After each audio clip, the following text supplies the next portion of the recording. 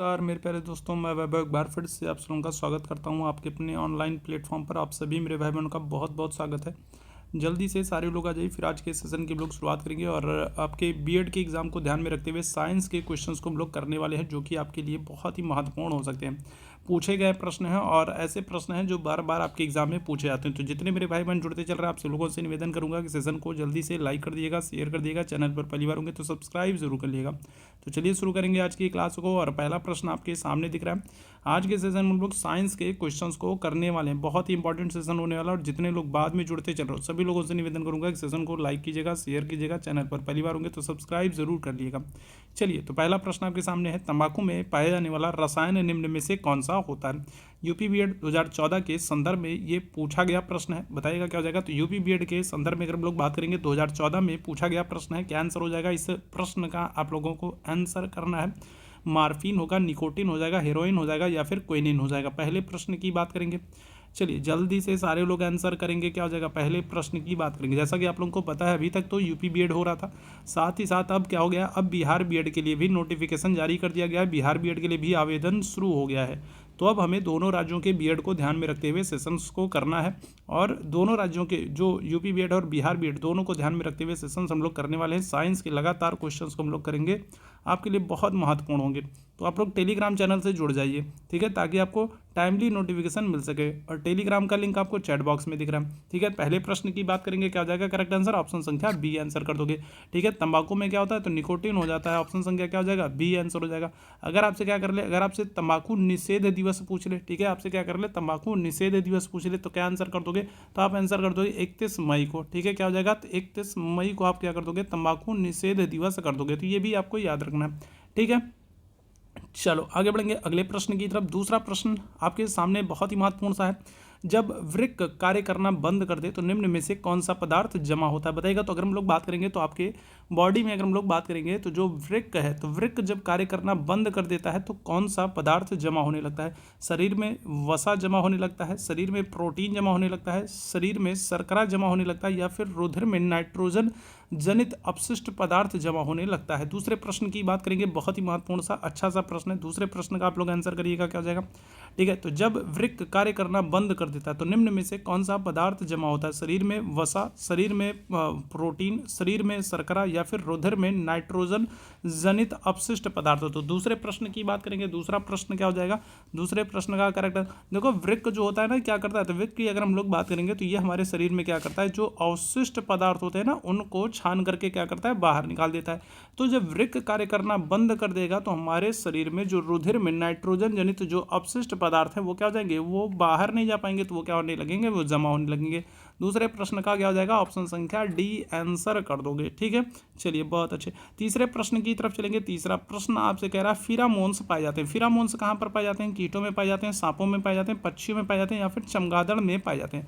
बताइएगा क्या हो जाएगा। तो कीटों में कहाँ पर, फिरामोन्स कहाँ पर पाए जाएंगे। तीसरे प्रश्न की बात करेंगे। कीटों में पाए जाते हैं, सांपों में पाए जाते हैं, पक्षियों में पाए जाते हैं, या फिर चमगादड़ में। अच्छा, चमगादड़ के संदर्भ में आपको याद रखना है, चमगादड़ के संदर्भ में आपको याद रखना है कि ये क्या होता है, ये स्तनधारी होता है, ठीक है। चमगादड़ के संदर्भ में आपको याद रखना है कि चमगादड़ क्या है, एक ऐसा पक्षी है जो क्या है, जो स्तनधारी है, ठीक है।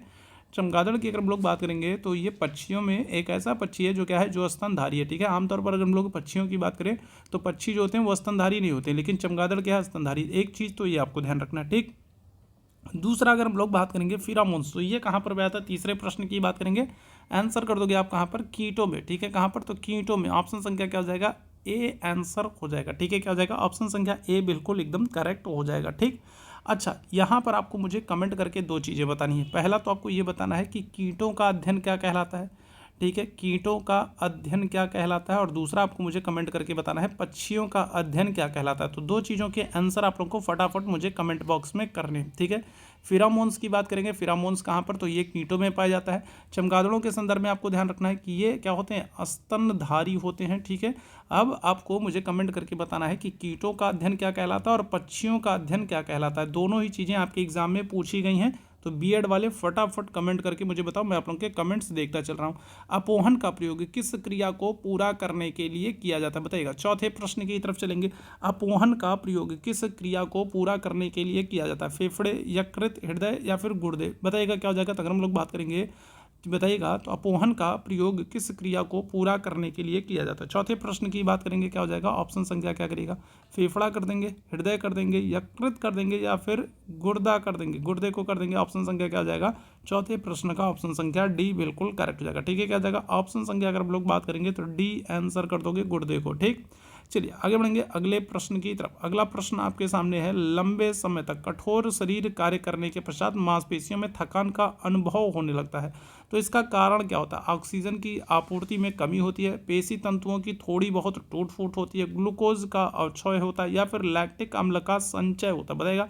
तो लंबे समय तक कठोर शारीरिक कार्य करने के पश्चात हमारी मांसपेशियों में थकान का अनुभव होने लगता है। अक्सर आप देखोगे कि जो बुजुर्ग लोग होते हैं तो उनके साथ ये समस्या होती है, या फिर जिनकी उम्र बढ़ती जाती है तो उनके साथ ये समस्या होती है। आप देखोगे कि दादी वादी जो होती है ना, तो उनकी मांसपेशियों में क्या होता है, उनके घुटनों में मांसपेशियों में जो है दर्द होता है। ठीक है, थकान के जो है थकान के कारण या फिर कहें दूसरी वजहों से दर्द होता है। तो कारण क्या होता है उसका, पांचवें प्रश्न की बात करेंगे, क्या हो जाएगा। तो ऑक्सीजन की आपूर्ति में कमी होती है, ऐसा बिल्कुल नहीं। अगर ऑक्सीजन की आपूर्ति में कमी हो जाएगी तो फिर क्या हो जाएगा, तो उनको अस्थमा वाली समस्या हो जाएगी उनको। ठीक है, क्या हो जाएगा, तब तो अस्थमा वाली समस्या हो जाएगी। पेशी तंतुओं की थोड़ी बहुत टूट फूट, अगर टूट फूट हो जाएगा तब तो दिक्कतें हो जाएगी। ठीक है, ग्लूकोज का अवक्षय ये भी नहीं हो जाएगा, क्या हो जाएगा, ऑप्शन संख्या डी आंसर कर दोगे, लैक्टिक अम्ल का संचय हो जाएगा। आमतौर पर अगर हम लोग बात करें तो हम लोग क्या करते हैं, हम लोग कहते हैं गठिया हो गया। ठीक है, आमतौर पर हम लोग क्या कर देते हैं, कहते हैं कि गठिया हो गया। ठीक है, तो ये ध्यान रखिएगा, क्या हो जाएगा। तो अगर हम लोग बात करेंगे तो लैक्टिक अम्ल का संचय होने लगता है, ऑप्शन संख्या क्या कर दोगे, तो डी आंसर कर दोगे। ठीक, चलिए आगे बढ़ेंगे अगले प्रश्न की तरफ। मानव शरीर में पुच्छ कौन सी संरचना में संलग्न होता है, बताइएगा। तो क्या हो जाएगा, तो बृहदांत हो जाएगा, क्षुद्रांत हो जाएगा, पित्ताशय हो जाएगा, अमाशय हो जाएगा। तो मानव शरीर में पुच्छ कौन सी संरचना में संलग्न होता है। छठवें प्रश्न की बात करेंगे। देखो क्वेश्चंस की संख्या ज़्यादा है तो हम लोग सीधे डायरेक्ट क्वेश्चंस और आंसर्स को देखते चलेंगे। ठीक है, बताइएगा। और अब आपके पास समय भी ज़्यादा नहीं है। ठीक है, बिहार बीएड वाले आप लोगों का भी एग्जाम डेट डिक्लेयर कर दिया गया है, और यूपी बीएड वालों के तो एग्जाम डेट तो पहले से ही क्लियर है। ठीक है, तो बताइएगा क्या हो जाएगा। अच्छा, यहाँ पर बड़ी बात क्या है, बड़ी बात यह है कि बिहार वालों का एग्जाम जो है वो पहले हो रहा है। ठीक है, मानव शरीर में पुच्छ कौन सी संरचना में संलग्न होता है। छठे प्रश्न की बात करेंगे, क्या आंसर कर दोगे, तो ऑप्शन संख्या ए हो जाएगा, बृहदांत्र हो जाएगा। ऑप्शन संख्या क्या कर दोगे, ऑप्शन संख्या ए आंसर कर दोगे। ठीक है, अच्छा, आमाशय के संदर्भ में भी आपको याद रखना है कि आमाशय क्या है। तो आमाशय एक ऐसी ग्रंथि है जो हमारे शरीर में जो क्या करती है, जो अंतःस्रावी और बाह्यस्रावी दोनों का काम करती है। ठीक है, क्या करती है, तो ये एक ऐसी ग्रंथि है जो क्या करती है, तो जो अंतःस्रावी और बाह्यस्रावी दोनों रूपों में काम करती है। तो ये प्रश्न भी आपसे खूब पूछा गया। ठीक है, अगर आपसे क्या कर ले, पूछ ले कि मानव शरीर में कौन सा ऐसा अंग है जो क्या करता है, जो अंतःस्रावी बाह्यस्रावी दोनों रूपों में काम करता है, तो आप आंसर किसको करोगे, आमाशय को करोगे। ठीक है, दिल का दौरा किस कारण से होता है, बताएगा। तो दिल का दौरा किस कारण से होता है, हृदय पर जीवाणुओं का हमला, हृदय गति का रुक जाना, अज्ञात कारणों से हृदय में बाधा आना, या फिर हृदय में रक्त आपूर्ति में कमी। तो दिल का दौरा कब पड़ेगा, सातवें प्रश्न की बात करेंगे, बताइएगा। दिल का दौरा कब पड़ता है, तो हृदय पर जीवाणुओं का हमला होता है, हृदय गति का रुक जाना होता है, अज्ञात कारणों से हृदय में बाधा आना होता है, या फिर हृदय में रक्त की आपूर्ति में कमी। ठीक है, कई क्या होता है, जैसे हम मान लीजिए हम लोग सांस ले रहे हैं। ठीक है, क्या हो रहा है, हम लोग सांस ले रहे हैं, लेकिन कई बार क्या होता है कि कुछ कारणों से, ठीक है, कुछ कारणों से जो ऑक्सीजन है जो हम लोग ले रहे हैं, जो हीमोग्लोबिन में मिली हुई जो ऑक्सीजन होती है वो हमारे हृदय तक नहीं पहुंच पाती है। उसमें क्या होता है, उसमें बाधा उत्पन्न होती है। ठीक है, उसमें बाधा उत्पन्न होती है, और जब ऑक्सीजन हमारे पास तक नहीं पहुंच पाएगी तो हम सांस नहीं ले पाएंगे, और फिर क्या होगा, फिर हमारा जो हार्ट है वो सही तरीके से काम नहीं करेगा। ठीक है, तो यहाँ पर क्या हो जाएगा, ऑप्शन संख्या क्या कर दोगे, तो डी आंसर कर दोगे, हृदय में रक्त आपूर्ति की कमी। ठीक है, कई बार आपने सुना होगा कि उनका हार्ट जो है वो ब्लॉक हो गया, ब्लॉकेज था। ब्लॉकेज क्यों था, क्योंकि वो बहुत ही जो तेल मसाला खाते थे, ऑयली भोजन करते थे। ठीक है, इसकी वजह से क्या हो गया था, इसकी वजह से उनका हार्ट ब्लॉक हो गया था। ठीक है, और इसीलिए डॉक्टर क्या करते हैं, सलाह देते हैं कि बहुत ज़्यादा ऑयली भोजन नहीं खाना चाहिए, और कम से कम जिनकी उम्र ज़्यादा है उनको तो बिल्कुल भी नहीं खाना चाहिए। ठीक है, उनको ज़्यादा स्तर समस्या होती है। तो उसका कारण क्या होता है कि हार्ट आपका जो है वो ब्लॉक होता है, और जब हार्ट ब्लॉक होता है तो फिर क्या होगा, ऑक्सीजन की आपूर्ति नहीं हो पाती, रक्त की आपूर्ति नहीं हो पाती है। रक्त में ही, हीमोग्लोबिन में ही क्या होता है, आपका ऑक्सीजन घुली हुई होती है जो आपके हृदय तक पहुंचती है। तो फिर क्या हो जाएगा, तो फिर आपको दिल का दौरा पड़ता है। ऑप्शन संख्या डी आंसर कर देंगे। ठीक है, हाइड्रा के अंडाशय के कितने अंडाणु बनते हैं, बताइएगा। यूपी बीएड 2013 में पूछा गया प्रश्न, बताइएगा क्या हो जाएगा। और बिहार वाले ये साइंस के क्वेश्चंस करा रहा हूँ ना, ये मत देखना कि यूपी बीएड में पूछा गया, ठीक है, ये बिल्कुल मत देखना। बिहार वाले साइंस वाले जो ये क्वेश्चंस करा रहा हूँ ना, एकदम आंख बंद करके इनको रटो, ठीक है। आपके एग्जाम में कई बार ये सारे प्रश्न पूछे गए हैं, ठीक है। बताइएगा तो हाइड्रा के अंडाशय में कितने अंडाणु होते हैं, 2 होते हैं, 4 होते हैं, 1 होते हैं या फिर 3 होते हैं। 8वें प्रश्न की बात करेंगे, बताइएगा क्या हो जाएगा। फटाफट सभी लोग आंसर करो, ठीक है। तो बिहार वाले साइंस को देखो, यूपी में अगर हम लोग बात करेंगे तो यूपी में साइंस के उतने क्वेश्चंस नहीं पूछे जाते हैं, लेकिन बिहार में क्या होते हैं, बिहार में साइंस के भी क्वेश्चंस को शामिल किया जाता है। तो बिहार वाले साइंस पर विशेष रूप से ध्यान देंगे, और बिहार वालों के लिए ही स्पेशली साइंस के क्वेश्चंस करा रहा हूँ। ये बात और है कि ये यूपी बीएड में पूछे गए, लेकिन ये स्पेशली बिहार वालों को ध्यान रखना है, ठीक है। हाइड्रा के अंडाशय के कितने अंडाणु होते हैं। 8वें प्रश्न की बात करेंगे, आंसर क्या कर दोगे, 1 कर दोगे। ऑप्शन संख्या क्या हो जाएगा, सी आंसर कर देंगे, ठीक है। क्या हो जाएगा, ऑप्शन संख्या सी। वृक्षों पर पाए जाने वाला मेढक कौन सा होता है, बताइएगा। वृक्षों पर पाए जाने वाला मेढक, ठीक है, एलाइटिस होता है, बूफो होता है, हाइला होता है या फिर राना होता है, ठीक है। अच्छा, मेढक का अगर आपसे वैज्ञानिक नाम पूछ लेता है तो आप आंसर कर देते हो राना टेगरीना कर देते हो, ठीक है। क्या कर देते हो, राना टेगरीना कर देते हो।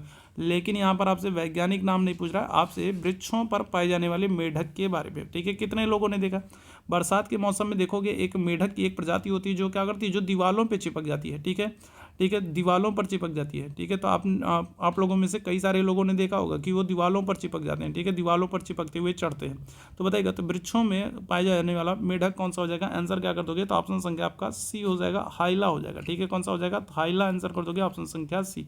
मानव शरीर में सबसे लंबी अस्थि कौन सी है, very very important question, very very important question, बताइएगा। तो अगर हम लोग बात करेंगे तो मानव शरीर में सबसे लंबी अस्थि कौन सी होती है, अंतः प्रकोष्ठिका होती है, प्रगंडिका होती है, उरु अस्थि होती है या फिर अंतर्जंघिका होती है।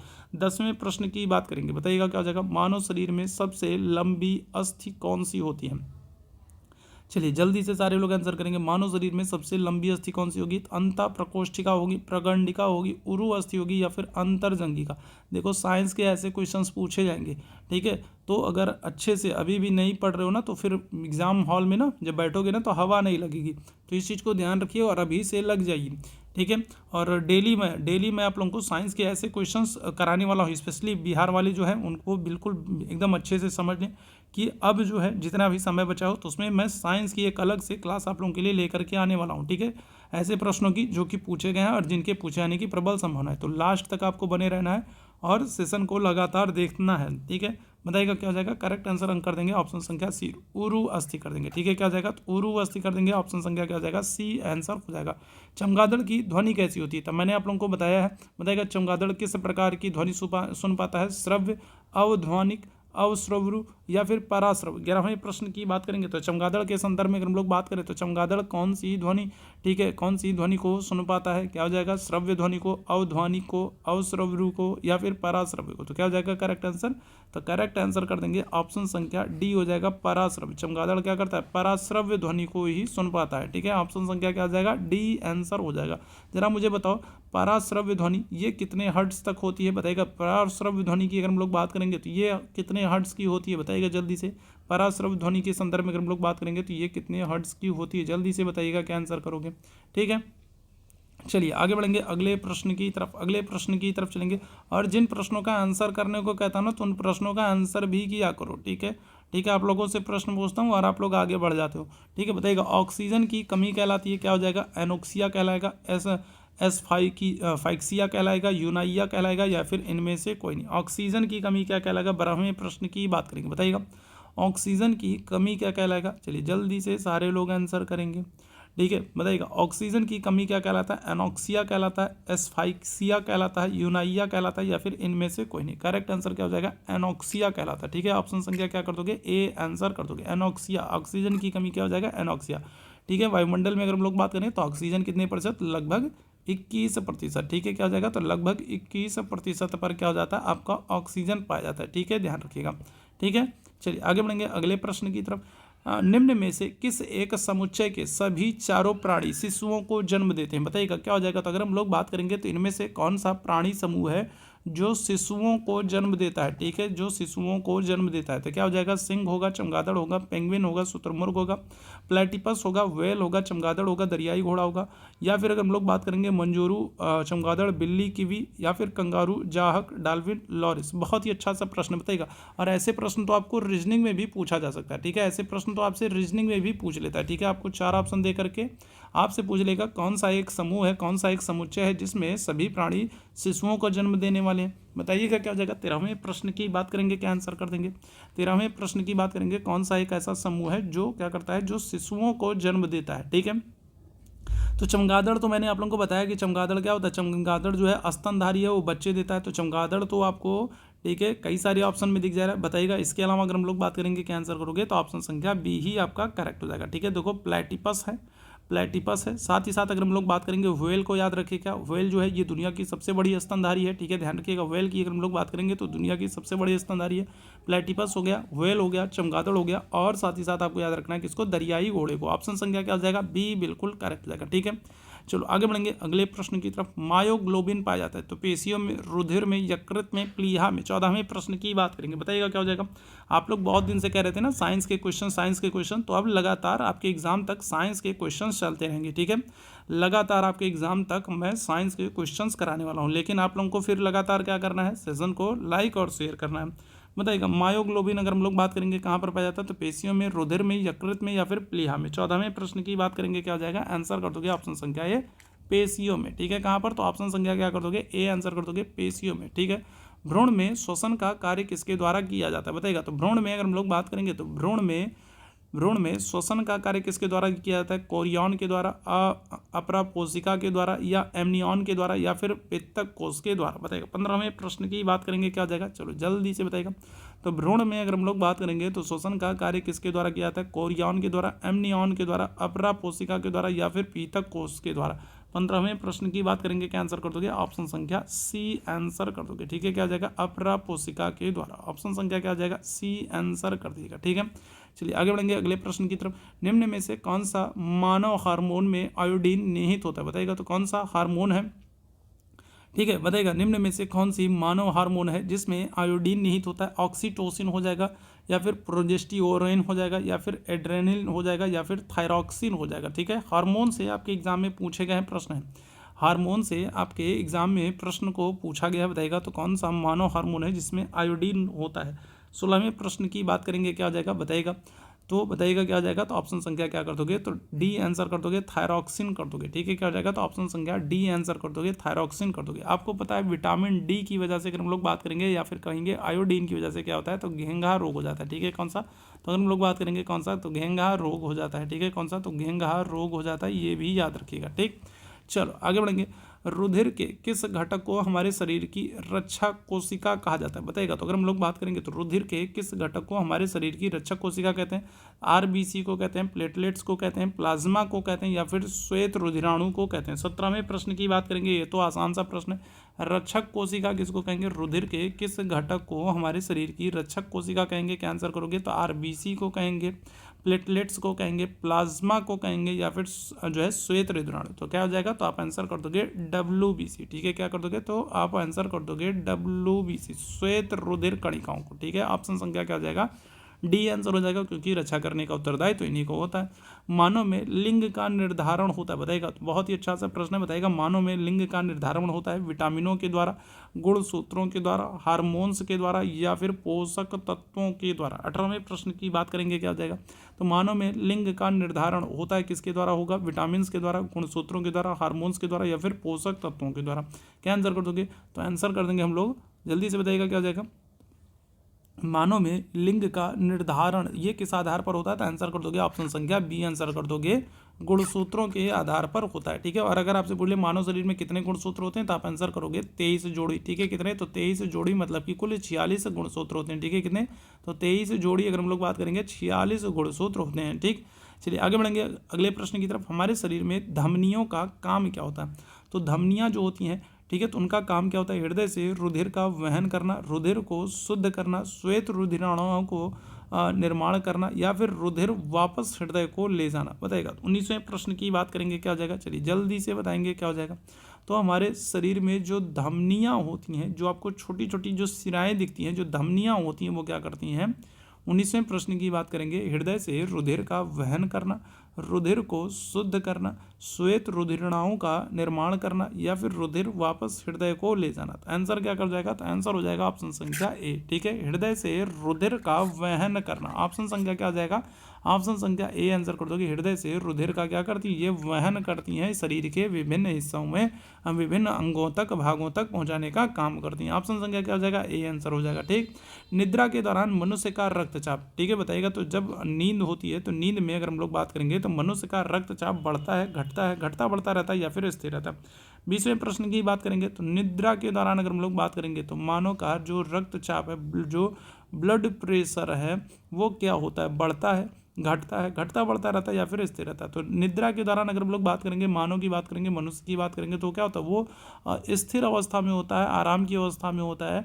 ठीक है, तो उस समय अगर हम लोग बात करेंगे तो बहुत सारे ऐसे अंग होते हैं जो क्या होते हैं, जो निष्क्रिय अवस्था में होते हैं, जो शांत हो जाते हैं। ठीक है, तो उस कंडीशन में अगर हम लोग बात करेंगे तो मनुष्य का जो रक्तचाप है वो क्या होता है, वो स्थिर होता है। ऑप्शन संख्या क्या करोगे, तो ऑप्शन संख्या डी आंसर कर दोगे। ठीक है, क्या आंसर कर दोगे, ऑप्शन संख्या क्या हो जाएगा, डी आंसर कर दोगे, स्थिर रहता है। ठीक, आगे बढ़ेंगे। पुरुष में यूरिया कहाँ पर बनता है, बताइएगा। तो अगर हम लोग बात करेंगे वृक्क में, यकृत में, नेफ्रॉन में या फिर मूत्राशय में। 21वें प्रश्न की बात करेंगे, 21वें प्रश्न का आंसर करेगा।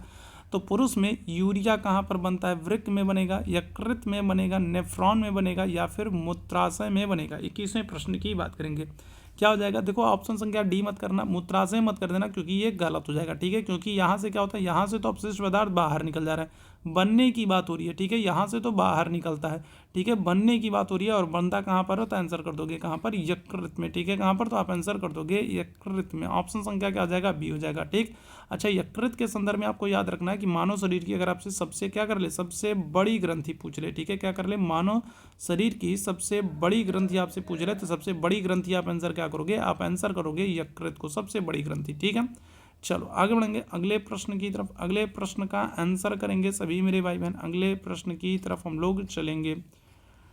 ठीक है, अगले प्रश्न की तरफ चलेंगे। अगला प्रश्न आपके सामने है, स्वेदन का सबसे महत्वपूर्ण कार्य क्या बताएगा। स्वेदन का अगर हम लोग बात करेंगे, 22वें प्रश्न की बात करेंगे, 22वें प्रश्न का आंसर करना। स्वेदन का सबसे महत्वपूर्ण, ठीक है, स्वेदन का सबसे महत्वपूर्ण कार्य क्या है, तो शरीर के अपशिष्ट से मुक्ति पाना, शरीर के तापमान को नियंत्रित करना, शरीर के अपशिष्ट को नियंत्रित करना या फिर त्वचा को लुब्रिकेट करना। बताइएगा क्या जाएगा। तो हम लोग स्वेदन की बात करेंगे, बताइएगा तो स्वेदन का महत्वपूर्ण कार्य क्या है। 22वें प्रश्न की बात करेंगे, क्या आंसर करोगे, फटाफट से भी लोग आंसर करो। तो 22वें प्रश्न की बात करेंगे तो स्वेदन का सबसे महत्वपूर्ण कार्य क्या हो जाएगा, तो आपका आंसर हो जाएगा जो शरीर का टेम्परेचर है उसको नियंत्रित करने का। ऑप्शन संख्या क्या कर देंगे, ऑप्शन संख्या बी आंसर कर देंगे। ठीक है, क्या हो जाएगा, ऑप्शन संख्या बी आंसर हो जाएगा। ठीक है, चलिए आगे बढ़ेंगे अगले प्रश्न की तरफ। ईसीजी उपकरण किसको दर्ज करते हैं। सबसे पहले तो आप मुझे ये बताओ कि ईसीजी का फुल फॉर्म क्या होता है। ठीक है, सबसे पहले तो आप मुझे ये बताओ कि ईसीजी का फुल फॉर्म क्या होता है, जल्दी से कमेंट करके बताओ। ईसीजी उपकरण किसको दर्ज करता है, हृदय पेशिकाओं का विभवांतर, श्वसन की दर, ग्लोमेरुलर या फिल्ट्रेशन की दर या फिर पंप किए गए रुधिर का आयतन। 23वें प्रश्न की बात करेंगे, क्या हो जाएगा, 23वें प्रश्न की बात करेंगे, क्या हो जाएगा। ठीक है, तो क्या हो जाएगा, तो ईसीजी का फुल फॉर्म क्या हो जाएगा, इलेक्ट्रोकार्डियोग्राफ हो जाएगा। बिल्कुल, बहुत अच्छे। ठीक है, तो अगर नहीं पता है तो जान लीजिएगा, क्या आंसर करोगे, इलेक्ट्रोकार्डियोग्राफ कर दोगे ईसीजी का। ठीक है, फुल फॉर्म हो जाएगा। और ईसीजी जो उपकरण है ये क्या करता है, तो ये हृदय पेशिकाओं का विभवांतर दर्ज करता है। ऑप्शन संख्या क्या कर दोगे, ए आंसर कर दोगे। ठीक है, इलेक्ट्रोकार्डियोग्राफ। ठीक है, ऑप्शन संख्या क्या कर दोगे, ऑप्शन संख्या ए आंसर हो जाएगा। ठीक है, चलिए आगे बढ़ेंगे अगले प्रश्न की तरफ। अनुवांशिकता का नियम किसने दिया। बहुत ही महत्वपूर्ण प्रश्न है, कई बार आपके एग्जाम में पूछा गया। अनुवांशिकता का नियम किसने दिया, मेंडलीफ ने दिया है, पावलोव ने दिया है, मेंडल ने दिया है या फिर कोह ने दिया। बताइएगा। 24वें प्रश्न की बात करेंगे, 24वें प्रश्न की बात करेंगे, क्या आ जाएगा, चलिए बताइएगा। तो अनुवांशिकता का नियम किसने दिया, मेंडलीफ ने दिया है, ठीक है, पावलोव ने दिया है, कोह ने दिया या फिर मेंडल ने दिया। क्या हो जाएगा, तो मेंडलीफ का नाम तो आप आवर्त सारणी में जानते हो। और क्या हो जाएगा, यहाँ पर हम लोग बात करेंगे ग्रेगर मेंडल कर दोगे, जिन्होंने क्या किया था, जिन्होंने मटर के दाने पर प्रयोग किया था। ठीक है, तो क्या आंसर कर दोगे, तो मेंडल आंसर कर दोगे। ठीक है, क्या हो जाएगा, अनुवांशिकता का नियम किसने दिया, मेंडल ने दिया। ठीक है, मेंडलीफ तो आवर्त सारणी वाले में आपने सुना है। ठीक है, मनुष्य की लार में उपस्थित एंजाइम कौन सा होता है? बहुत ही महत्वपूर्ण सा है और ये प्रश्न पूछा गया, बताइएगा। ये प्रश्न पूछा गया, मनुष्य की लार में उपस्थित एंजाइम होता है कौन सा? रेनिन होता है, ट्रिप्सिन होता है, पेप्सिन होता है या फिर टाइलिन होता है, बताइएगा। तो मनुष्य की लार में उपस्थित एंजाइम कौन सा होता है? 25वें प्रश्न की बात करेंगे। 25वें प्रश्न की बात करेंगे, बहुत ही महत्वपूर्ण ये प्रश्न है। जितने मेरे भाई बहन बाद में जुड़े हैं सभी लोगों से निवेदन करूंगा कि सभी लोग, जितने लोग अभी तक लाइक और शेयर नहीं किए होते, सभी लोग लाइक और शेयर कर दीजिएगा। चैनल पर पहली बार होंगे तो सब्सक्राइब ज़रूर कर लीजिएगा, ठीक है। बिहार बीएड वालों के लिए आवेदन प्रारंभ हो गया है और अब आपके पास अधिक समय नहीं है। जैसा कि मैंने आप लोगों को सुबह में ही बताया था, एक सेशन जो है लिया था मैंने और वहाँ पर मैंने आप लोगों को बताया था, ठीक है। तो वहाँ पर मैंने सारी चीज़ें बताई थी कि कब से आपके आवेदन शुरू हो रहे हैं, कब तक आप जो है आवेदन कर सकते हो, लेट फीस के साथ कब तक आवेदन कर सकते हो, कब आपका करेक्शन का फॉर्म है, करेक्शन की जब आपकी कब डेट आएगी, इसके अलावा एडमिट कार्ड कब डाउनलोड होंगे, एग्ज़ाम कब होगा, रिजल्ट कब आएगा, सब मैंने आप लोगों को सुबह में एक सेशन, छोटा सा सेशन लेकर के मैंने आप लोगों को बताया था, ठीक है। तो अब अधिक समय नहीं है आप लोगों के पास, क्या हो जाएगा, इस प्रश्न की बात करेंगे, ऑप्शन संख्या डी आंसर कर दोगे, टाइलिन हो जाएगा, ठीक है। क्या हो जाएगा? टाइलिन हो जाएगा, ठीक है। ऑक्सीजन फेफड़ों में अंततः पहुंचती है। तो 26वें प्रश्न की बात करेंगे, क्या हो जाएगा? कोशिका में, श्वास नली में, श्वसनी में या फिर श्वसनिका में, बताइएगा। तो ऑक्सीजन फेफड़ों में अंततः पहुंचती है कहाँ पर? तो श्वास नली में, श्वसनी में, श्वसनिका में या फिर कोशिका में। आंसर क्या कर दोगे? तो आंसर कर दोगे ऑप्शन संख्या एक, कोशिका में। अंतिम रूप से अगर हम लोग बात करेंगे कहाँ पर, तो कोशिका में, ठीक है। ऑप्शन संख्या ए आंसर कर देंगे। हीमोग्लोबिन में सबसे अधिक बंधुता होती है। हीमोग्लोबिन में अगर हम लोग बात करें, चलिए हीमोग्लोबिन की अगर हम लोग बात करेंगे तो हीमोग्लोबिन में सबसे अधिक बंधुता होती है, किसको होती है? CO2 की होती है या फिर CO की होती है, O2 की होती है या फिर NH3 की होती है। 27वें प्रश्न की बात करेंगे, क्या हो जाएगा बताइएगा, क्या हो जाएगा? तो हीमोग्लोबिन में अगर हम लोग बात करेंगे सबसे अधिक बंधुता किसकी होती है, क्या आंसर करिएगा? CO2 की कर देंगे, O2 की होगी या फिर CO की होगी या फिर NH3 की हो जाएगी। 27वें प्रश्न का आंसर कर देना, क्या हो जाएगा? करेक्ट आंसर आंसर कर दोगे ऑप्शन संख्या बी, CO की होती है, ठीक है। किसकी? तो CO की हो जाती है। ऑप्शन संख्या क्या कर दोगे? बी आंसर कर देंगे, ठीक।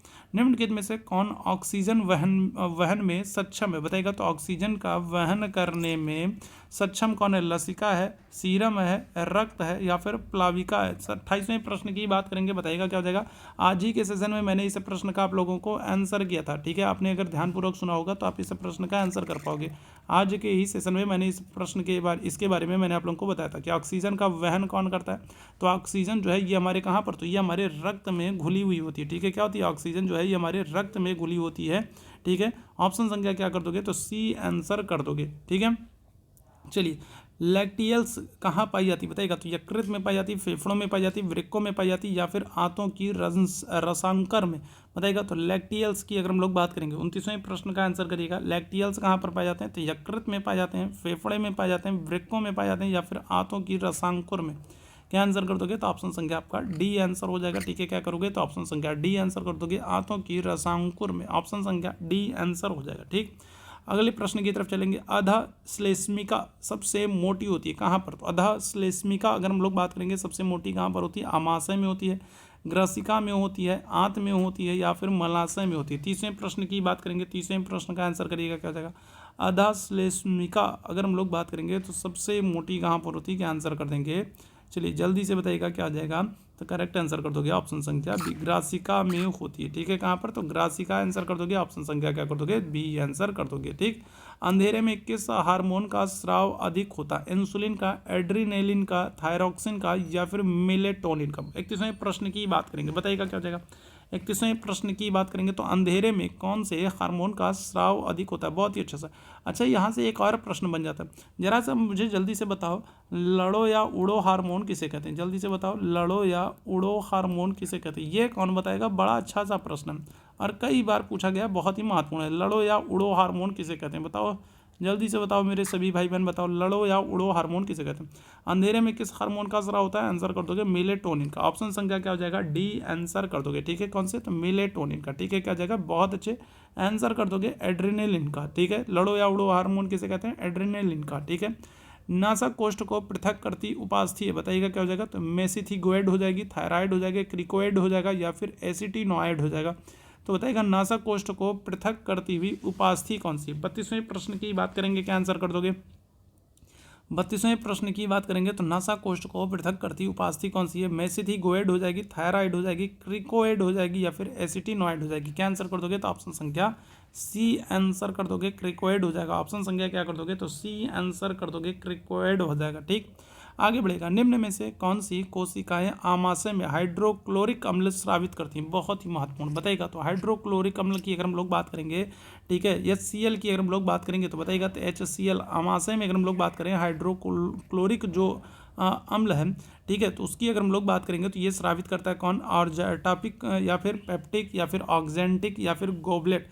33वें प्रश्न की बात करेंगे, क्या हो जाएगा बताएगा तो निम्न में से कौन सी कोशिकाएं हैं जो आमाशय में हाइड्रोक्लोरिक, ठीक है, हाइड्रोक्लोरिक अम्ल को स्रावित करती हैं? आंसर क्या कर दोगे? ऑप्शन संख्या सी आंसर कर दोगे, ऑक्जेंटिक कर दोगे। ठीक है, क्या कर दोगे? तो ऑप्शन संख्या सी आंसर कर दोगे, ऑक्जेंटिक कर दोगे। और आमाशय के संदर्भ में मैंने आप लोगों को बताया था ना कि ये एक ऐसा अंग है जो क्या करता है, जो अंतःस्रावी और क्या करता है, और बाह्यस्रावी दोनों जो है स्रावित करता है। ठीक है, याद रखिएगा, अंतःस्रावी ग्रंथि भी है और क्या है, और बाह्यस्रावी ग्रंथि भी है। ठीक है, याद रखिएगा, तो ये चीज़ आपको याद रखना है। ठीक है, आमाशय के संदर्भ में। ठीक है, चलिए आगे बढ़ेंगे अगले प्रश्न की तरफ। अगले प्रश्न का आंसर करेंगे हम लोग। ठीक है, अगले प्रश्न की तरफ चलेंगे और बहुत ही महत्वपूर्ण वाले प्रश्न आज के सेशन में आप लोगों को करा रहा हूँ। चलिए अगला प्रश्न जो आपके सामने है, ठीक है, कूट के आधार पर आपको आंसर करना है और आपसे कह क्या रहा है। ठीक है, प्रश्न थोड़ा सा बड़ा है तो क्वालिटी थोड़ा सा आप लोग बढ़ा लीजिएगा तो चीज़ें आप लोगों को क्लियर दिखेंगी। कार्बोहाइड्रेट का कार्य आपसे पूछ रहा है। ठीक है, कार्बोहाइड्रेट का कार्य क्या है? ऑक्सीजन के द्वारा शरीर की ऊर्जा की आवश्यकता की पूर्ति करना, शरीर में भोजन संचय के समान कार्य करना, न्यूक्लियक अम्लों का निर्माण करना तथा अन्य पदार्थों के निर्माण के लिए कच्चे पदार्थों के रूप में कार्य करना। यहाँ पर आपको 4 ऑप्शन दिया गया है और आपको कूट के आधार पर इसमें से सही विकल्प का चुनाव करना। तो बताइएगा क्या हो जाएगा इस प्रश्न का आंसर। 34वें प्रश्न की बात करेंगे। 34वें प्रश्न का क्या हो जाएगा करेक्ट आंसर। ठीक है, तो कार्बोहाइड्रेट का कार्य क्या होता है? ठीक है, अच्छा, कार्बोहाइड्रेट के संदर्भ में आपको याद रखना है कि आपसे पूछा जाता है कि जो एथलीट होते हैं, जो खिलाड़ी होते हैं, वो त्वरित ऊर्जा के लिए, इंस्टेंट एनर्जी के लिए क्या लेते हैं? तो आप आंसर करोगे कार्बोहाइड्रेट लेते हैं। ठीक है, क्या करते हैं? तो जो आप ग्लूकोज लेते हो ना, तो ग्लूकोज में भी क्या होता है? कार्बोहाइड्रेट होता है। जो इंस्टेंट एनर्जी, जो खिलाड़ी होते हैं, जो एथलीट होते हैं या फिर बाकी जो लोग होते हैं, वो इंस्टेंट एनर्जी के लिए क्या करते हैं? तो कार्बोहाइड्रेट ही लेते हैं। आप ग्लूकोज पीते हो तो ग्लूकोज में क्या होता है? कार्बोहाइड्रेट होता है। ऑक्सीजन के द्वारा शरीर की ऊर्जा की आवश्यकता की पूर्ति करना, तो ये तो बिल्कुल एकदम सही है। शरीर में भोजन संचय के समान कार्य करना, इंस्टेंट एनर्जी प्रदान करता है। भोजन संचय के समान कार्य करता है, इंस्टेंट एनर्जी आपको देता है, तो ये भी बिल्कुल सही है। न्यूक्लियक अम्लों का निर्माण करना तथा अन्य पदार्थों के निर्माण के लिए कच्चे पदार्थों के रूप में कार्य करना। तो ऑप्शन संख्या क्या हो जाएगा? तो यहाँ पर ये सभी सही है। ऑप्शन संख्या क्या कर दोगे? तो डी आंसर कर दोगे। उपरोक्त क्या है? तो उपरोक्त सभी सत्य हैं। ठीक है, ग्लूकोज कार्बोहाइड्रेट के संदर्भ में। चलिए अगला जो प्रश्न है आपका, अमोनिया मुख्य उत्सर्जी पदार्थ है। ठीक है, अमोनिया अगर हम लोग बात करेंगे तो मुख्य उत्सर्जी पदार्थ है किसके द्वारा? मच्छरों का, मेढक के लार्वा का, उपस्थित मछलियों का या फिर रेगिस्तानी स्तनियों का। 35वें प्रश्न की बात करेंगे, बताइएगा क्या हो जाएगा। अमोनिया मुख्य उत्सर्जी पदार्थ है किसका? मच्छरों का, मेढक के लार्वा का, उपस्थित मछलियों का या फिर रेगिस्तानी स्तनियों का। क्या हो जाएगा? करेक्ट आंसर कर दोगे ऑप्शन संख्या बी, मेढक के लार्वा का। ठीक है, किसका? तो ऑप्शन संख्या क्या कर दोगे? तो बी आंसर कर दोगे, मेढक के लार्वा का। ठीक है, चलिए आगे बढ़ेंगे अगले प्रश्न की तरफ। निस्यंदन क्या होता है बताएगा? तो अल्ट्रा फिल्ट्रेशन क्या होता है बताएगा? अल्ट्रा फिल्ट्रेशन क्या होता है? निस्यंदन अगर हम लोग बात करेंगे, बोमन संपुट होता है, समीपस्थ कुंडलित नलिका में होता है या फिर हेनले लूप में होता है या फिर दूरस्थ कुंडलित नलिका में होता है। निस्यंदन क्या होता है? 36वें प्रश्न की बात करेंगे, क्या हो जाएगा? 36वें प्रश्न की बात करेंगे, अल्ट्रा फिल्ट्रेशन की बात करेंगे, निस्यंदन की बात करेंगे, तो ये बोमन संपुट में होता है। ऑप्शन संख्या क्या कर दोगे? ऑप्शन संख्या ए आंसर कर देंगे। ठीक, मानव शरीर में अस्थियों की कुल संख्या कितनी होती है? अब ये तो बहुत ही बेसिक सा प्रश्न है। ठीक है, ये तो बहुत ही बेसिक सा प्रश्न है। एनसीईआरटी के क्लास 6 में आपको ये क्वेश्चन देखने को मिल जाएगा। अब ऐसे प्रश्नों को कोई गलत नहीं करेगा, बताइएगा क्या हो जाएगा। तो अगर हम लोग बात करेंगे, मानव शरीर में अस्थियों की कुल संख्या कितनी हो जाएगी? 208 है, 300 है, 206, 218। तो आंसर क्या कर दोगे? तो ऑप्शन संख्या सी आंसर कर दोगे। मानव शरीर में अस्थियों की संख्या कितनी हो जाएगी? आंसर कर दोगे 206 होती है। ठीक, मानव शरीर के एक हीमोग्लोबिन अणु से ऑक्सीजन के कितने अणु संयुक्त हो सकते हैं बताइएगा? बहुत ही अच्छा सा प्रश्न है, बताइएगा। तो मानव के एक हीमोग्लोबिन अणु से ऑक्सीजन के कितने अणु संयुक्त हो सकते हैं? 1, 2, 3, 4। 38वें प्रश्न की बात करेंगे, क्या हो जाएगा? 38वें प्रश्न की बात करेंगे, क्या हो जाएगा? तो मनुष्य के एक हीमोग्लोबिन अणु से ऑक्सीजन के कितने अणु संयुक्त हो सकते हैं? 1 हो सकते हैं, 2 हो सकते हैं, 3 हो सकते हैं या फिर 4 हो सकते हैं। ऑप्शन संख्या क्या कर दोगे? तो डी आंसर कर दोगे। क्या हो सकते हैं? 4 हो सकते हैं। ठीक है, कितने? 4 हो सकते हैं। ऑप्शन संख्या डी। निम्न में से किस में स्वर यंत्र पाया जाता है? बताइएगा। तो अगर हम लोग बात करेंगे किस में स्वर यंत्र पाया जाता है, लैरिक्स में, ग्रसनी में, कंठ में या फिर घाटी ढापन में। 39वें प्रश्न की बात करेंगे, क्या हो जाएगा? निम्न में से किसमें स्वर यंत्र पाया जाता है? बताइएगा। 39वें प्रश्न की बात करेंगे, बताइएगा। लैरिक्स में, ग्रसनी में, कंठ में या फिर घाटी ढापन में। क्या आंसर करोगे? आंसर कर दोगे आप लोग ऑप्शन संख्या, क्या करोगे? ए कर दोगे। ठीक है, कहाँ पर? लैरिक्स में। ऑप्शन संख्या क्या हो जाएगा? ऑप्शन संख्या ए आंसर हो जाएगा। ठीक, आगे बढ़ेगा अगले प्रश्न की तरफ। अवायवीय श्वसन होता है किसमें? चींटियों में होता है, केंचुए में होता है, फीताकृमि में होता है या फिर इकाइनोडर्म्स में होता था। 40वें प्रश्न की बात करेंगे, बताइएगा क्या हो जाएगा? तो चलिए जल्दी से बताइएगा। अवायवीय श्वसन किस में होता है? चींटियों में होता है, केंचुए में होता है, फीताकृमि में होता है या फिर इनमें से कोई नहीं। केंचुए की अगर हम लोग बात करेंगे तो केंचुआ जो है, तो केंचुआ पालन अगर हम लोग बात करेंगे तो क्या कर दोगे? तो केंचुआ पालन के लिए आप आंसर कर दोगे वार्मी कल्चर। ठीक है, क्या होता है? तो केंचुआ पालन क्या होता है? वार्मी कल्चर कहलाता है। ठीक है, क्या हो जाएगा? तो केंचुआ जो पालन होता है वो वार्मी कल्चर कहलाता है। साथ ही साथ केंचुए को किसान मित्र भी कहा जाता है। ठीक है, याद रखिएगा क्या करते हैं? तो केंचुए को किसान मित्र भी कहा जाता है। ठीक है, क्या करते हैं? केंचुए को किसान मित्र भी कहा जाता है। वार्मी कल्चर केंचुआ पालन हो जाएगा।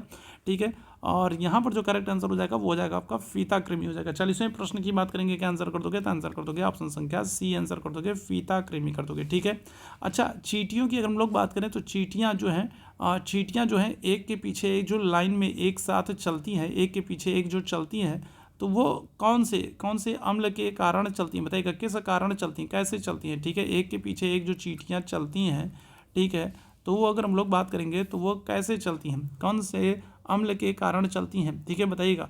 सांस के साथ अंदर ली गई वायु में ऑक्सीजन होता है। बताइएगा। तो अगर हम लोग बात करेंगे सांस के साथ अंदर ली गई जो हम वायु लेते हैं, सांस लेते समय जो हम अंदर वायु लेते हैं उसमें ऑक्सीजन होती है। कितनी होती है? 4%, 20%, 16%, 25%। 41वें प्रश्न की बात करेंगे, क्या हो जाएगा? सांस के साथ अंदर ली गई वायु में ऑक्सीजन की मात्रा कितनी होती है? 41वें प्रश्न की बात करेंगे, क्या आंसर करिएगा? चलिए जल्दी से सारे लोग आंसर करेंगे। सांस के साथ, ठीक है, सांस के साथ अगर हम लोग बात करेंगे अंदर ली गई वायु में ऑक्सीजन की जो मात्रा होती है वो होती है 20%। ठीक है, कितनी? 20%। ऑप्शन संख्या क्या कर दोगे? बी आंसर कर दोगे। ठीक, रुधिर में CO2 का परिवहन मुख्यतः किस रूप में होता है? अगर हम लोग बात करेंगे तो आपका जो ब्लड ग्रुप होता है, जो आपका ब्लड होता है, उसमें अगर हम लोग बात करेंगे तो CO2 का परिवहन मुख्यतः किस रूप में होता है? कार्बोनिक अम्ल के रूप में होता है, ऑक्सी हीमोग्लोबिन के रूप में होता है, बाइकार्बोनेट के रूप में होता है या फिर कार्बोक्सी हीमोग्लोबिन के रूप में होता है। 42वें प्रश्न की बात करेंगे, बताइएगा 42वें प्रश्न का क्या हो जाएगा करेक्ट आंसर? बताइएगा। तो रुधिर में CO2 का परिवहन किस रूप में होता है? मुख्यतः रूप में होता है, कौन से रूप में? 42वें प्रश्न का आंसर कर देंगे, क्या हो जाएगा? आंसर कर दोगे ऑप्शन संख्या सी, बाइकार्बोनेट रूप में। ठीक है, कौन से? तो ऑप्शन संख्या क्या कर दोगे? तो ऑप्शन संख्या सी आंसर कर दोगे, बाइकार्बोनेट रूप में होता है। ठीक है, रोडोप्सिन वर्णन पाया जाता है, बताइएगा कहाँ पर? तो पित्तरस में, त्वचा में, रुधिराणुओं में या फिर रेटिनी कोशिकाओं में। 43वें प्रश्न का आंसर करेंगे। 43वें प्रश्न का आंसर करेंगे, 43वें प्रश्न की तरफ चलेंगे हम लोग। बताइएगा। तो रोडोप्सिन वर्णन पाया जाता है कहाँ पर? रोडोप्सिन वर्णन कहाँ पर पाया जाता है? पितरस में, त्वचा में, रुधिराणुओं में या फिर रेटिनी कोशिकाओं में। क्या आंसर को रह जाएगा? 43वें प्रश्न की बात करेंगे, ऑप्शन संख्या क्या कर दोगे? तो डी आंसर कर दोगे। ठीक है, क्या हो जाएगा? तो रेटिनी कोशिकाओं में होता है। ठीक है, चलो आगे बढ़ेंगे अगले प्रश्न की तरफ। अगले प्रश्न का आंसर करेंगे आप लोग, अगले प्रश्न की तरफ चलेंगे हम लोग। चलिए अगला जो प्रश्न है वो आपके सामने है। प्रश्न क्या कह रहा है? गैस्ट्रुला की गुहा को कहते हैं, बताइएगा क्या हो जाएगा? तो आर्केंट्रॉन हो जाएगा, सिलेंट्रॉन हो जाएगा, ब्लास्टोसील हो जाएगा या फिर हीमोसील हो जाएगा। 44वें प्रश्न की बात करेंगे। 44वें प्रश्न की बात करेंगे तो गैस्ट्रुला की गुहा को कहते हैं आर्केंट्रॉन कहते हैं, सिलेंट्रॉन कहते हैं, ब्लास्टोसील कहते हैं या फिर हीमोसील कहते हैं। 44वें प्रश्न की बात करेंगे, क्या हो जाएगा करेक्ट आंसर? आंसर कर दोगे ऑप्शन संख्या ए, आर्केंट्रॉन करते हैं। ठीक है, क्या करते हैं? तो आर्केंट्रॉन कहते हैं। ऑप्शन संख्या क्या हो जाएगा? ए आंसर हो जाएगा। ठीक है, शब्द BMR का अर्थ क्या होता है? फुल फॉर्म आपसे पूछ रहा है, BMR का फुल फॉर्म आपसे पूछ रहा है, बताइएगा क्या हो जाएगा? बोन मैरो रिजेनरेशन हो जाएगा, बेसिक मेटाबॉलिक रेट हो जाएगा, बर्थ मोर्टेलिटी रेट हो जाएगा या फिर बायोलॉजिकल मेटाबॉलिक रेट हो जाएगा। 45वें प्रश्न की बात करेंगे, क्या हो जाएगा? 45वें प्रश्न की बात करेंगे, बताएगा तो BMR का फुल फॉर्म क्या हो जाएगा? बोन मैरो रीजनरेशन हो जाएगा, बेसिक मेटाबॉलिक रेट हो जाएगा, बर्थ मोर्टिलिटी रेट हो जाएगा, या फिर बायोलॉजिकल मेटाबॉलिक रेट हो जाएगा। आंसर क्या कर दोगे? तो ऑप्शन संख्या बी हो जाएगा, बेसिक मेटाबॉलिक रेट हो जाएगा। BMR का फुल फॉर्म क्या हो जाएगा? बेसिक मेटाबॉलिक रेट हो जाएगा। ऑप्शन संख्या क्या कर दोगे? तो बी आंसर कर दोगे। 46वें प्रश्न की तरफ चलेंगे। फेफड़े की क्रियात्मक इकाई क्या है? बताएगा। 46वें प्रश्न की बात करेंगे, बहुत ही महत्वपूर्ण है, प्रश्न पूछा गया है। बताएगा फेफड़े की क्रियात्मक इकाई क्या है? तो ब्रोंकाई है, ट्रैकिया है, ब्रोंकियोल है, या फिर एल्वियोलाई हो जाएगा। बताइएगा क्या हो जाएगा? एल्वियोलाई हो जाएगा। बताइएगा फेफड़े की क्रियात्मक इकाई क्या है? 46वें प्रश्न की बात करेंगे। 46वें प्रश्न की बात करेंगे, क्या आ जाएगा करेक्ट आंसर? अगर हम लोग बात करेंगे तो आंसर कर दोगे ऑप्शन संख्या डी आंसर कर दोगे, एल्वियोलाई हो जाएगा। ठीक है, क्या हो जाएगा? एल्वियोलाई हो जाएगा। 46वें प्रश्न का ऑप्शन संख्या डी हो जाएगा। 47वें प्रश्न की बात करेंगे। मानव शरीर में मांसपेशियों की संख्या कितनी होती है? 409 होती, 439 होती, 539 होती, 639 होती। ठीक है, बताइएगा। तो अगर हम लोग बात करेंगे मानव शरीर में मांसपेशियों की संख्या आपकी बार पूछ रहा है। ठीक है, मांसपेशियों की, अस्थियों की संख्या पूछा जाता तो आप 206 कहते हैं, लेकिन यहाँ पर मांसपेशियों की संख्या पूछ रहा है। तो कितनी होगी मानव शरीर में मांसपेशियाँ? 409 होंगी, 439 होंगी, 539 होंगी, या फिर 639 हो जाएंगी। क्या आंसर कर देंगे? चलिए जल्दी से सारे लोग आंसर करेंगे। क्या हो जाएगा? इस प्रश्न का आंसर कर देंगे। 47वें प्रश्न की बात करेंगे, क्या आ जाएगा? ऑप्शन संख्या डी आंसर कर दोगे। ठीक है, क्या आ जाएगा? तो ऑप्शन संख्या डी आंसर कर दोगे। क्या आ जाएगा? 639 कर दोगे। ठीक है, क्या आ जाएगा? तो 639 कर दोगे। ऑप्शन संख्या क्या कर देंगे? तो डी आंसर कर देंगे। ठीक, चलिए आगे बढ़ेंगे अगले प्रश्न की तरफ। बेसिक मेटाबॉलिक रेट घटता है निम्न सभी अवस्थाओं में से एक को छोड़कर। अगर हम लोग बात करेंगे तो कौन सी एक अवस्था है जिसको छोड़ करके बेसिक मेटाबॉलिक रेट BMR जो है वो घट जाता है? हाइपरटेंशन में, वृद्धावस्था में, भूख की अवस्था में, या फिर हाइपोटेंशन में। 48वें प्रश्न की बात करेंगे, बताइएगा क्या हो जाएगा? तो अगर हम लोग बात करेंगे तो बेसिक मेटाबॉलिक रेट जो है, जो ये BMR है, तो ये घटता है निम्न में से कौन सी एक अवस्था को छोड़कर। क्या हो जाएगा? तो वृद्धावस्था में, भूख की अवस्था में, हाइपोटेंशन में, या फिर हाइपर टेंशन में। तो आंसर कर दोगे क्या हो जाएगा? हाइपर टेंशन में। हाइपर टेंशन मतलब समझ रहे हो, जब टेंशन क्या हो जाए, ठीक है, कुछ ज़्यादा ही हो जाए, तो उस अवस्था में अगर हम लोग बात करेंगे तो मेटाबॉलिक रेट जो है वो क्या होता है? वो घटता नहीं बल्कि बढ़ता है। बाकी ये सारी अवस्थाओं में अगर हम लोग बात करेंगे घटता है। वृद्धावस्था में क्या हो जाता है? घट जाता है। घट जाता है तो देखोगे कि जो बूढ़े बुजुर्ग लोग होते हैं वो क्या होता है? उनको चक्कर वक्कर आ जाता है। ठीक है, उनको लेके लात फान के लेके जाते हैं, ग्लूकोज वूकोज चढ़वाते हैं। भूख की अवस्था में होता है जब क्या होता है कि बूढ़े बुजुर्ग लोग जो हैं वो नवरात्र का व्रत रहने लगते हैं, तो भी क्या हो जाता है? उनको चक्कर वक्कर आने लगता है। ठीक है, हाइपोटेंशन में भी क्या हो जाता है? इस तरीके की स्थिति हो जाती है। ठीक, तो यहाँ पर क्या हो जाएगा? Hyper tension. ऑप्शन संख्या ये आंसर कर दोगे। हाइड्रोलाइसिस में जो ऊर्जा स्वतंत्र होती है वह क्या होती है? बताइएगा। तो क्या हो जाएगा? तो उष्मा हो जाएगा, काइनेटिक ऊर्जा हो जाएगा, प्रकाश हो जाएगा, या फिर पोटेंशियल ऊर्जा हो जाएगा। हाइड्रोलाइसिस में अगर हम लोग बात करेंगे, 49वें प्रश्न की बात करेंगे, क्या हो जाएगा? में जो ऊर्जा स्वतंत्र होती है वो क्या होती है? काइनेटिक ऊर्जा होती है, पोटेंशियल ऊर्जा होती है, प्रकाश होती है, या फिर उष्मा होती है। क्या हो जाएगा?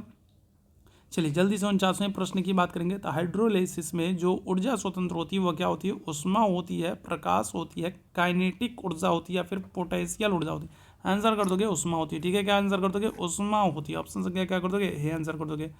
अधिकतम अंतः शोषण के पश्चात निकाली गई वायु की अधिकतम मात्रा क्या कहलाती है? बताएगा। तो अगर हम लोग बात करेंगे अधिकतम अंतः शोषण के पश्चात निकाली गई वायु की अधिकतम मात्रा क्या होती है? रेजिडुअल आयतन होती है, टाइडल आयतन होती है, फेफड़े का आयतन होता है, या फेफड़े की जैव क्षमता होती है। 50वें प्रश्न की बात करेंगे, क्या जाएगा? 50वें प्रश्न की बात करेंगे, क्या जाएगा? ऑप्शन संख्या डी आंसर कर दोगे। फेफड़े की जैव क्षमता हो जाती है। ठीक है, क्या आंसर कर दोगे? तो ऑप्शन संख्या डी आंसर कर देंगे। क्लियर है?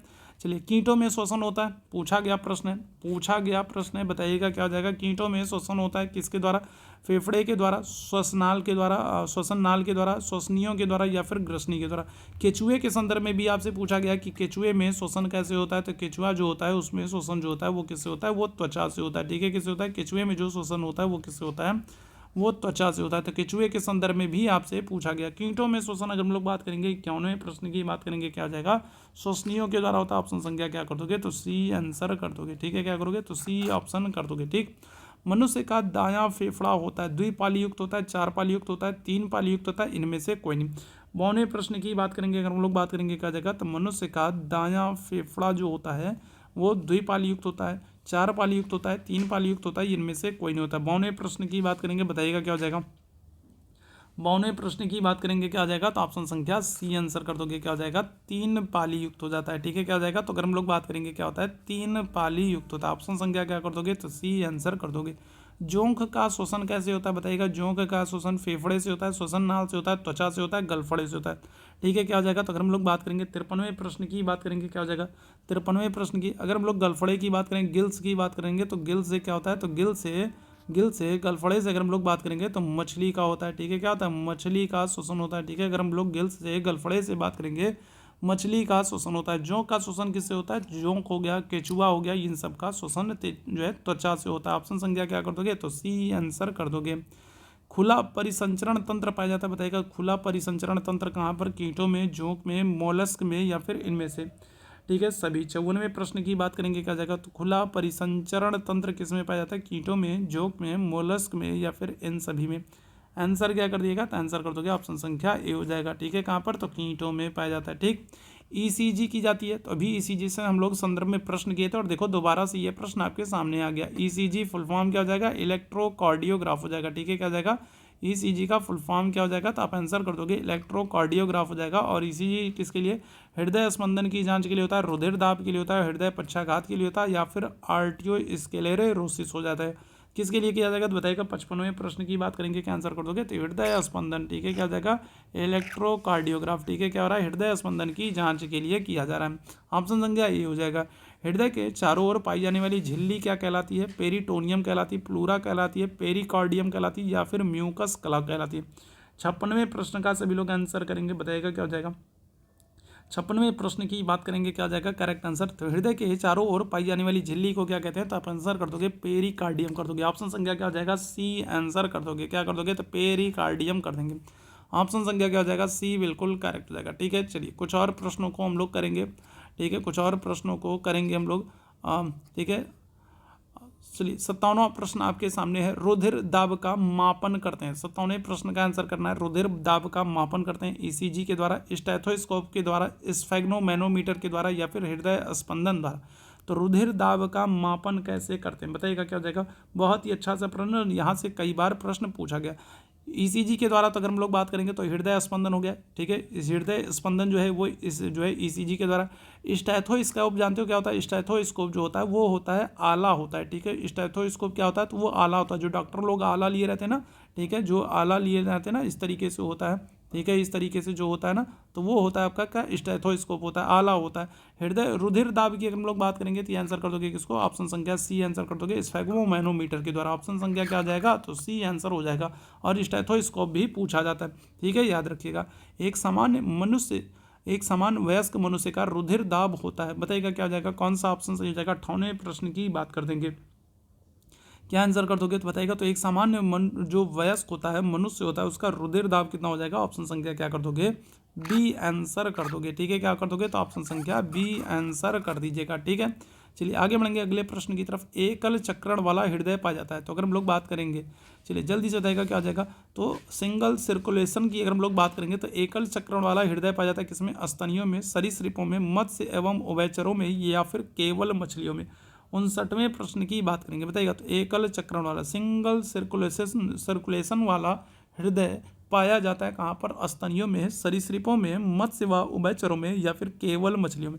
59वें प्रश्न की बात करेंगे, क्या हो जाएगा, आंसर कर दोगे ऑप्शन संख्या डी आंसर कर दोगे। ठीक है, क्या हो जाएगा, केवल मछलियों में। ठीक, आगे बढ़ेंगे अगले प्रश्न की तरफ। हार्डियन ग्रंथियां पाई जाती हैं कहाँ पर, शशक में, मनुष्य में, मेढक में या फिर इनमें, इन सभी में। 60वें प्रश्न की बात करेंगे, बताइएगा क्या हो जाएगा।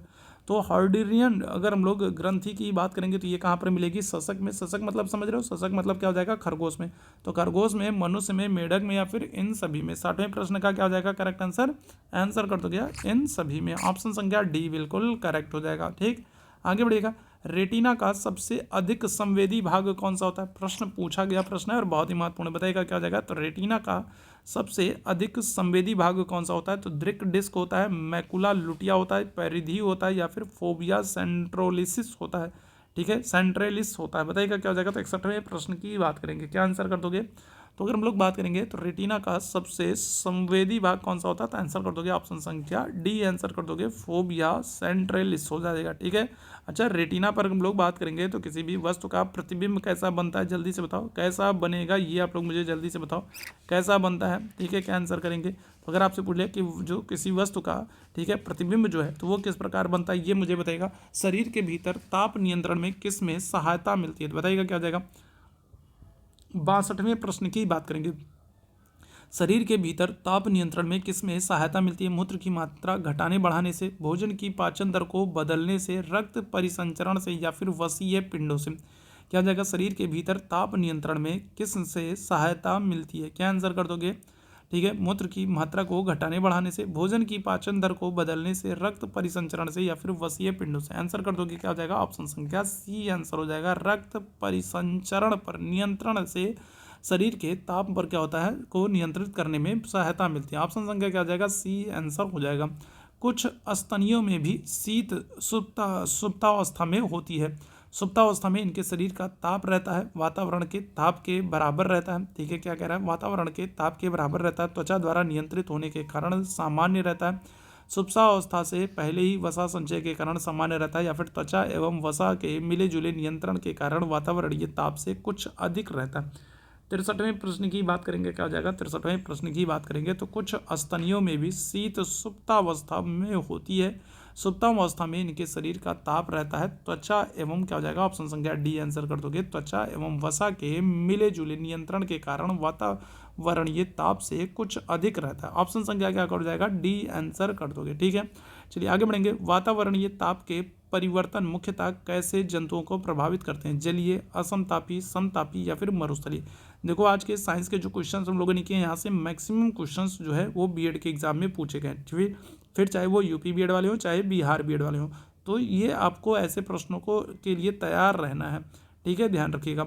चलिए बताइएगा क्या हो जाएगा। तो अगर हम लोग 64वें प्रश्न की बात करेंगे, क्या आंसर कर दोगे, तो आंसर कर दोगे समतापियों में। ठीक है, किसमें, तो समतापियों में। वातावरणीय ताप के परिवर्तन मुख्यतः कैसे जंतुओं को प्रभावित करते हैं, तो आंसर कर दोगे समतापी। ऑप्शन संख्या क्या हो जाएगा, सी हो जाएगा। ठीक, परखनली शिशु, टेस्ट ट्यूब बेबी की अगर हम लोग बात करेंगे तो बताएगा। तो परखनली जो शिशु होते हैं, टेस्ट ट्यूब बेबी जो होते हैं, उनमें निषेचन शरीर के भीतर होता है। ये प्रश्न पूछा गया, बहुत ही इंपॉर्टेंट है, बताएगा, ये प्रश्न पूछा गया। तो टेस्ट ट्यूब बेबी जो होते हैं उनमें निषेचन जो है शरीर के भीतर होता है, निषेचन शरीर के बाहर होता है। भ्रूण का विकास परखनली में होता है, या फिर उपरोक्त में से कोई नहीं।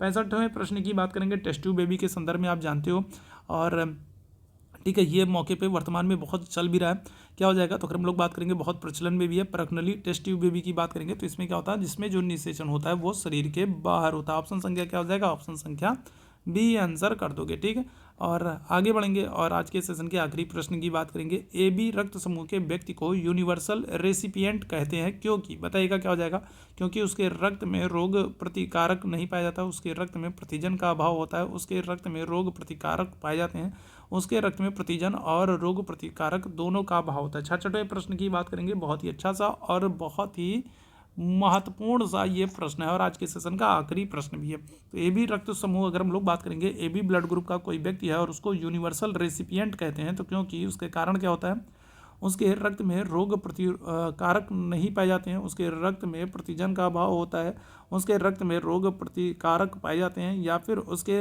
रक्त में प्रतिजन और रोग प्रतिकारक दोनों का अभाव होता है। 66वें प्रश्न की बात करेंगे, क्या हो जाएगा, करेक्ट आंसर कर दोगे, ऑप्शन संख्या सी आंसर कर दोगे। क्या हो जाएगा, उसके रक्त में रोग प्रतिकारक पाए जाते हैं। ऑप्शन संख्या क्या हो जाएगा, सी आंसर हो जाएगा। ठीक है, तो ये आज का महत्वपूर्ण सेशन था। उम्मीद है सेशन आप लोगों को पसंद आया होगा। सेशन पसंद आया हो तो सेशन को लाइक कीजिएगा, शेयर कीजिएगा, चैनल पर पहली बार होंगे तो सब्सक्राइब जरूर कीजिएगा। और अब डेली हम लोग क्या करेंगे, तो साइंस की अलग से स्पेशल क्लास करेंगे जब तक आपके एग्जाम नहीं हो जाते हैं तब। और ये एग्जाम के जो साइंस के जो क्वेश्चन हम लोग कर रहे हैं, ये यूपी बीएड और बिहार बीएड वाले दोनों के लिए विशेष रूप से महत्वपूर्ण है, तो दोनों को ध्यान रखना है। तो जाने से पहले सेशन को लाइक और शेयर कीजिएगा। अभी के लिए बस इतना ही करेंगे। थैंक यू सो मच आप सभी मेरे भाई बहनों को मेरे साथ जुड़ने के लिए। Thank you so much.